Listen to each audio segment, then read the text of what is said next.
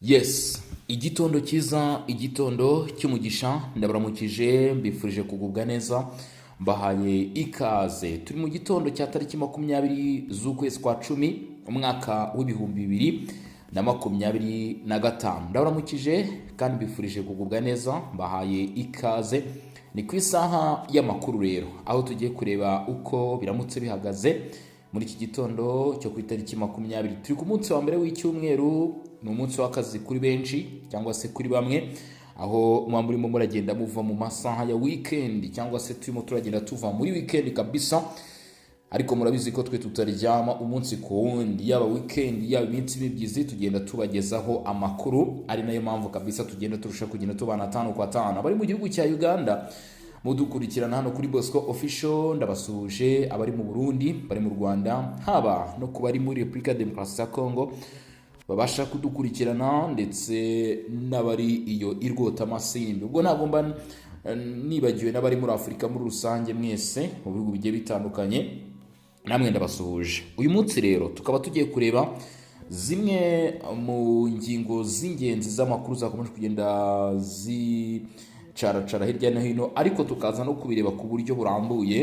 Iki kintu ngira ngo tugishyireho umucyo, kuko hari abantu bamwe baza bihuta, sinzi niba ari ukwihuta, sinzi niba biterwa n'iki, akaribaho gakeya agahita akomeza, agahita agenda ataje kumva nyuma, nyamara ugasanga yise yirukire cyangwa se anyarukira nko muri comment, yateye comment atabashije kumva ndetse no kumenya mu by'ukuri nyirizina ubutumwa uko buhagaze. Ariko ndagira ngo mbabwire uko bihagaze ndetse n'uko bimeze, yaba ku bitero byaje kumvikana hano za Goma. Ubwo turanyarukira nyine muri bino bice bya Kibumba, hazamuja akomeje kugenda habera imirwano muri Kivu y'Amajyepfo. Bihagaze bite? Namakuru menshi ndaza no kubabwira andi makuru y'ingenzi kandi yihutirwa cyane maracaracara hano mu karere ka Afrika y'ibiyaga bigari. Gusa ku bakunzi, abakunda ndetse n'abakunzi ba Bosco by'umwihariko, ndabasaba ko mukomeza gukanda like, katuzamure like niba ukurikiranye video ukaba ukunda Bosco, ukaba ukunda Bosco Official, cyangwa se ukaba mu by'ukuri wishimira uburyo tukugezaho amakuru. Nanone kanda like byibuze zigere muri 80 rwose, nawe iyawe iriho.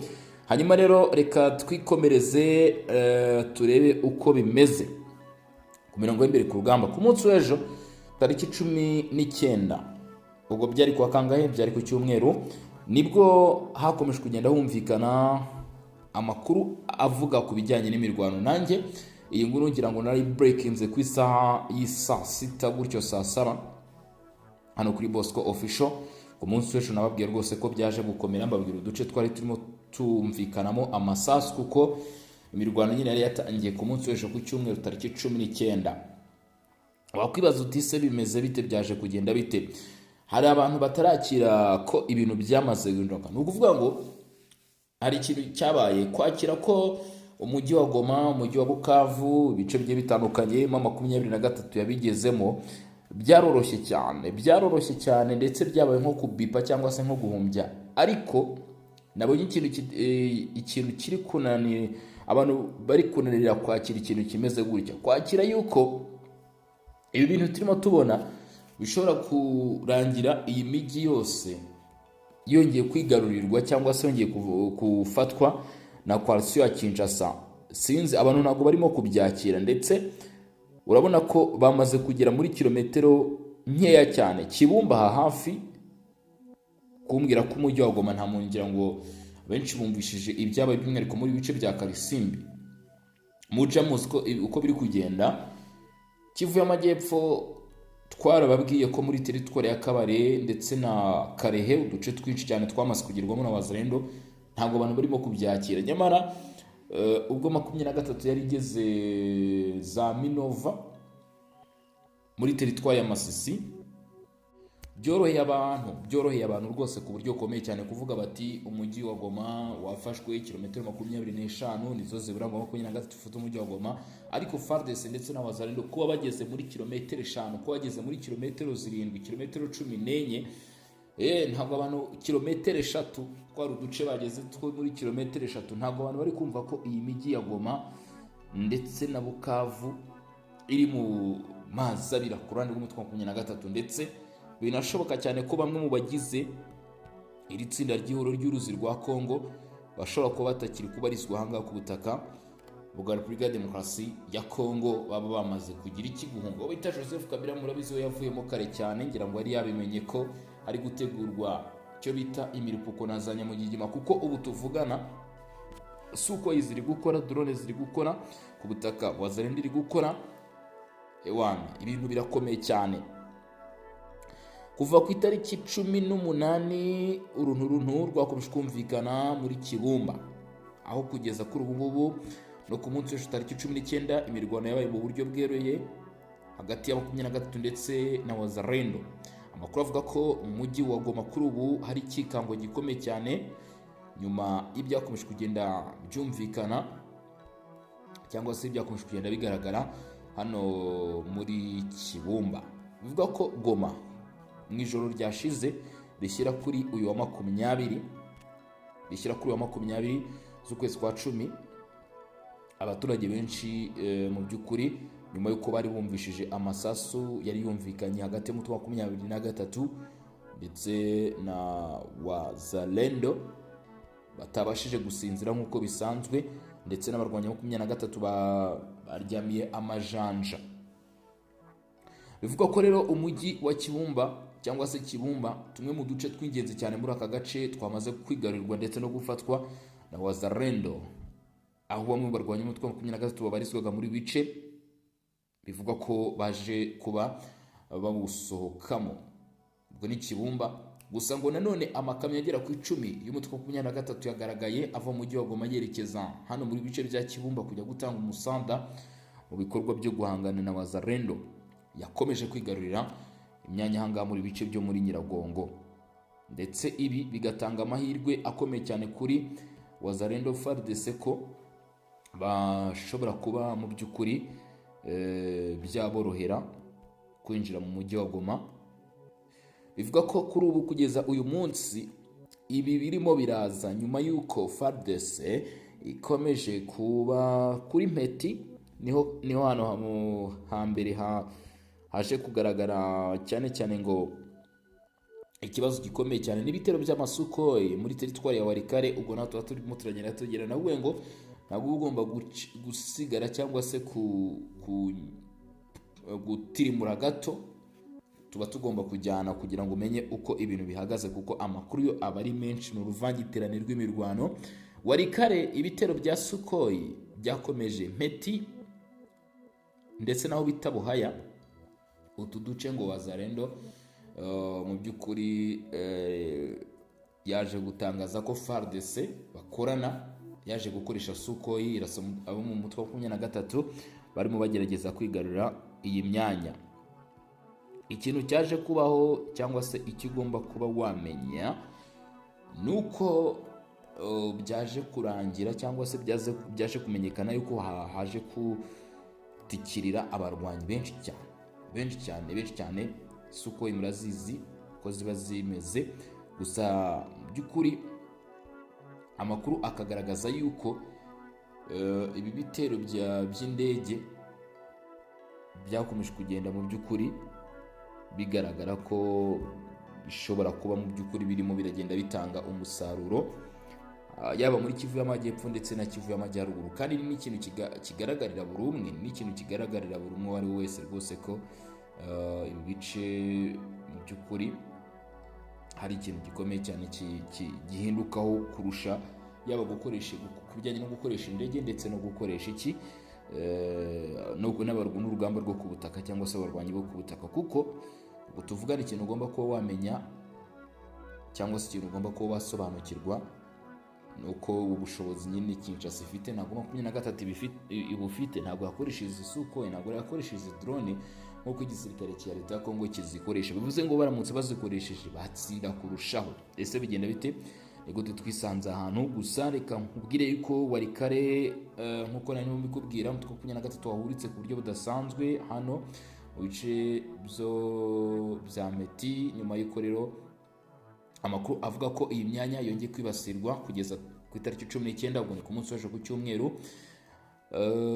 ndetse aho bivugwa ko harashwe cyane aho bita Mpeti mu gace bita Banakindi mu mutwe wa Simba. Hari abagiye bambaza bati se Bosco, uduce nyirizina tuberamo imirwano, uduce turasirwamo n'utuhe? Ibyo bintu tugomba kubikora kuko ni twinshi. Nk'aka gace abantu benshi nyine bagiye babreakinga bati Mpeti byagenze gutya, ariko nge akenshi njya muri details, biba bisaba ko ukurikirana umunsi ku wundi ibyo tukugezaho, ndetse nyine ugakomeza ukurikirana utanambe. Nk'aka gace ka Banakindi agace ko muri Mpeti, ntabwo urumva Mpeti yose yarashwe, Mpeti ni nini, ariko aka gace bita Banakindi ni ko umutwe wa 23 wari wagezemo, ndetse ni nako igisirikare cya leta ya Kongo cyifashishije drone plutôt Sukhoi kiraharasa aho bita Meri Simba muri teritwari ya Walikale. Amakuru aturuka muri bice avuga ko indege ebyiri z'intambara za FARDC zahagurutse aho bita Pinga, ni amakuru atangazwa, zirasa rero ahanga bita Banakindi muri Mpeti ndetse naho bita Buhaya. Ibi bikaba byarabaye no mu masaha nijoro. Bertrand Bizimunwa ni umwe mu bagaragara mu 23 ngo yaje kwamagana ibi bikorwa, avuga ko ngo binyanyije n'amasezerano baherutse gusinyana hagati ya Kinshasa ndetse nabo idoha. Nibaza nese guverinoma ya Kongo yo izishinga amasezerano ireke igihugu gifatwa ngo ni iby'amasezerano, kandi umutwe wa 23 nawo urasinya amasezerano gakomeza ibitero. Ubwo nyine ikiriho sinzi ko guverinoma nayo yakwihangana ikakomeza kureberera. Gusa icyo ugomba kuba wamenya nuko byahindutse tayari ku mujyi wa Goma. Bimeze bite?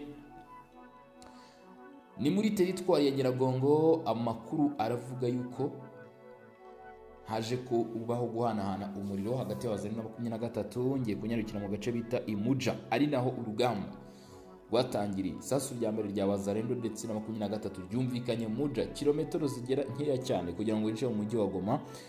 Bivuga ko kuva mu gitondo cyo ku cyumweru tariki 19 z'ukwezi kwa 10 Nyiragongo haje kumvikana ibitero bikomeye cyane Muja, Turunga, Mutaho ndetse no mu nkengero za parike nationale ya Virunga. Nongera kandi gace bita Mutaho. Dukurikije amakuru aravuga ko Wazalendo basa nk'abaturutse kuri parike ya Virunga bagaba ibitero ku bintu by'inyeshyamba zo 23 byari biri muri aka gace. Intwaro ziremereye kandi zikaba zakomeje kugenda zumvikana kuva mu masaa 3 za mu gitondo kugeza amasaha nimugoroba. Imirwano ariko ngo ikomeye ikaba aribwo yaje kwimukira Kibumba, ndetse ni naho haje gukomeza kugenda habera umuriro ndetse n'urugamba rukomakomeye. Amakuru avuga ko kugeza uyu munsi intwaro ziremereye ndetse n'izoroheje byaje kugenda byumvikana. Bivuga ko abarwanyi ba Wazalendo bagabye ibitero ku bintu by'inyeshyamba za 23 muri Muja, ariko basa nk'abo basura inyuma, ndetse umutwe wa 23 watekerezaga ko birangiye. Gusa amakuru agaragaza ko imirwano n'ubundi iza gukomeza kugeza ibice byose bibohowe kugeza kuri Kibumba, ndetse ngo no gukomeza imbere. Mu gihe kandi kugeza uyu munsi ibirego bya 23 byafashwe nk'ibidafite ishingiro n'ubutegetsi bwa Kinshasa, busaba duha kutita ku byo 23 ivuga, ahubwo bagakurikirana ibiri kubera ku mirongo y'imbere ku rugamba. Byongeye kandi amakuru aravuga ko amakuru aturuka aho bita Kiziba ni muri groupement ya Munigi muri Nyiragongo yerekanye ko nta kibazo cy'umutekano kidasanzwe gihari ibyabaye hagati ya Wazalendo na 23, ndetse ngo imirwano ikaba ikomeje gufata umurego, ndetse Wazalendo ngo ikaba yariyemeje, ngira ngo nimba muri kumva icyo kintu, ngo ikaba yariyemeje gukora ibishoboka byose ikongera gusubiza imijyi irimo Goma, Bukavu ndetse n'ibindi bice byose byagiye byigarurwa n'umutwe wa 23 ku ruhande rwa guverinoma. Inkuru yakababore cyane iri guturuka mu mujyi wa Bukavu. Ibi ngo bikaba byarabaye ku wa gatandatu ushyira ku cyumweru tariki 19, abantu batatu bakaba bahatakarije ubuzima mw'abantu mwe n'inkongi y'umuriro yagaragayeho bita Nyarukemba. Ese hari ikintu nibaza kamanze mbabwire, muri komine ya Ibanda muri Bukavu nk'uko societe civile bivuga, uyu muriro ukaba waratangiye mu masaha 4:30 z'ijoro, ndetse biravugwa no bita Albert Kayau. Ngo byabereye kuri Albert Kayau Avenue ngo ni muri aka gace. Iyi nkongi y'umuriro ngo yakomeje kugenda irushaho kwiyongera, ndetse bivugwa ko yakomeje kugenda yiyongera ngo ku masaha ya saa yine z'ijoro abantu 3 bahasiga ubuzima. Gusa ikintu nashakaga kuvuga n'ubundi reka nanakivuge, ndabona nta byinshi navuga kuri iyi nkuru, gusa twihanganisha imiryango y'ababuriye ababo muri ibi bikorwa. Ikintu nashaka kongeraho, ese izi nkongi z'umuriro twumva zikomeje kugenda ziba ahangaha cyangwa se zigaragara aha, ni abantu baziteza, n'impanuka, bigenda gute? Kuko nkeka ko aba ari nk'umuntu ubigiramo uruhare, n'uburyo ki abaturage muri biriya bice bafite ibibazo bikomeye cyane, cyangwa se barimo baragorwa n'ubuzima kubera ibihe barimo. Nkeka ko yaba arimo arakora amakosa akomeye cyane, nawe yaba akabaye akwiye kwigaya. Ariko numve ko, cyangwa se twese hamwe, nge namwe mukurikiye hano, nizere ko atari ko bimeze, nabundi ntabwo byaba bisobanutse. Reka rero kugeza kuri uyu munota mwari muri kumwe natwe, cyangwa se mwari mudukurikiranye, ndumva ko nabashimira, nkabwa ni mukomeze kuza kubana natwe, tuze gukomeza gukurikirana uko ibintu bimeze, kuko ku rugamba ho amakuru ari guturukayo ni menshi, hari ibivugwa n'ibitavugwa rwose. Gusa ikindi kintu nasorezaho, hari amakuru avuga ko umuntu bita Colonel Nanga ngo yaba yamaze gusohoka mu mujyi wa Goma, ndetse ngo yawusohotse amasasu ya Wazalendo amuri ku mugongo. Bivuga ko ngo bashaka kuba bamuhushuye, rwose. Aya ni amakuru ari hano akunda kuyita y'abamotari. Ubwo turaza gukomeza dukurikirana akantu kandi, gusa ngo umujyi wa Goma wo tayari yamaze kuba yawusohokamo. Reka mbashimire kuyavuga siko kuyamara, ndetse turaza gusubira mu masaha imbere munsi wose turebe uko biraba bimeze. Mwakoze cyane kubana natwe, mwakoze cyane kudukurikirana. Imana n'imigisha bikomeze kugenda byibanira namwe. Ciao ciao, hasta la vista.